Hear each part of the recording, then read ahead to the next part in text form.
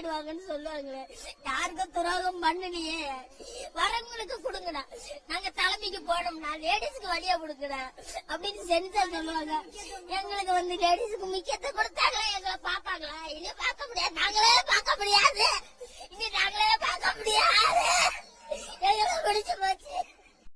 தேமுதிக தலைவர் விஜயகாந்த் காலமானார். கொரோனா தொற்றுக்கு சிகிச்சை பெற்று வந்த அவர் சிகிச்சை பலனின்றி இறந்து விட்டதாக மருத்துவமனை சார்பில் தெரிவிக்கப்பட்டுள்ளது. நிமோனியாவுக்காக அனுமதிக்கப்பட்ட அவருக்கு வெண்டிலேட்டரில் சிகிச்சை அளிக்கப்பட்டு வந்தது. மருத்துவர்களின் தீவிர முயற்சியும் பலனளிக்காமல் அவர் இறந்து விட்டார் என மருத்துவமனை சார்பில் தெரிவிக்கப்பட்டுள்ளது. முன்னதாக மருத்துவமனை பரிசோதனையில் கேப்டன் அவர்களுக்கு கொரோனா தொற்று உறுதி செய்யப்பட்டுள்ளது.